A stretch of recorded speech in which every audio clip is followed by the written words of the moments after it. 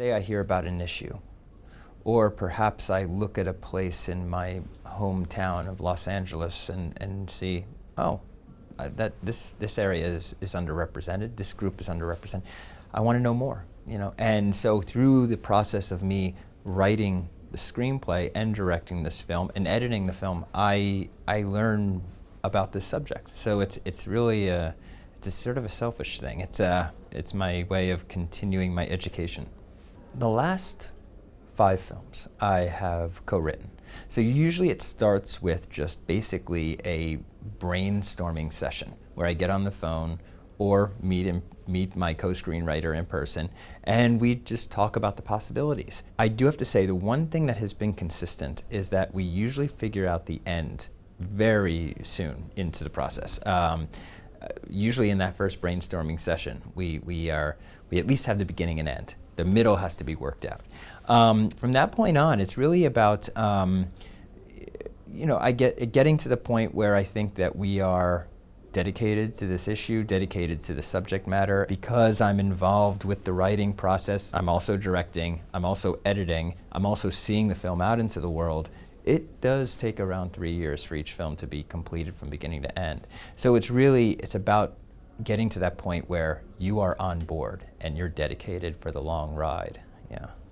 People that I've met in real life inspire a character sometimes, or sometimes it's an amalgamation of many people. My current film, The Florida Project, there is a character by the name of Bobby, played by Willem Dafoe. I would never have thought of this character unless through my research process I had met many motel managers who all had this thing within them that was a reluctant father figure of the motels that they were looking over. I mean, and the people who lived at the motels. So yes, I would say there's always some inspiration from real life people that help me create these characters. I love mixing it up. I love having seasoned actors interacting with first-timers, interacting with non-professionals. And when I say non-professionals, those are the ones that we just grab off the street the day of and say, be in our independent, and we never see them again. I've been very, very lucky, actually, to have found first-timers who have the knack, who understand the craft of acting, who have the gift of improvisation, and more importantly, for me, comedic improvisation. It really comes down to,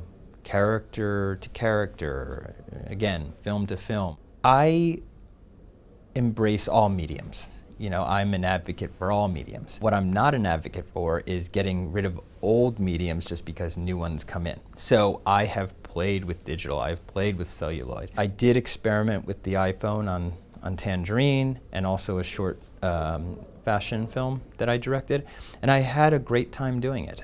I just worked on 35, so that was a whole other experience, but it gave me something I really wanted. I wanted that organic, rich feel of something tangible up in the big screen that was acquired through a photochemical process. That's what I was looking for this subject matter.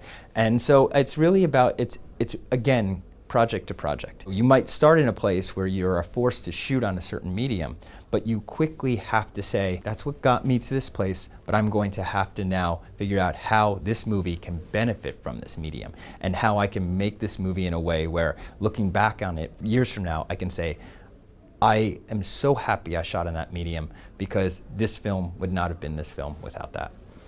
I think the biggest challenge is simply is sticking with it. For so many years, if you're an independent filmmaker, you're barely paying rent. Before your work gets recognized, you're the only one who's going to believe in your work. The challenge is really just getting through the years, learning how to still stay in the industry, keep up on current technology, by taking editing jobs, by shooting corporate videos, by doing whatever I can do to keep fresh. And then you're suddenly at a place where the struggles of those earlier films that may not have gotten attention suddenly are getting attention because your current one is. So it works out in the end, but it is a long road. It's a long road, and it's just about sticking with it. I would say, as you're learning your craft of making films, you also have to learn the business side of filmmaking. and how to sell your film, and how to get it financed, number one, and how to, to sell your film after it's completed. That's something that I think you should tackle early on. Trust me, you'll need it. You'll need that business sense. I actually wish that I had a double major, one in one in film and one in business, or at least took business classes. I think that's a major thing. And then also, I would say just watch all films. You don't just have to watch the Criterion edition. Those are, you learn just as much, if not more, from watching bad films. Keeping yourself open to, when you're watching films, watch all genres. Watch all nationalities of films. I think it can only help you.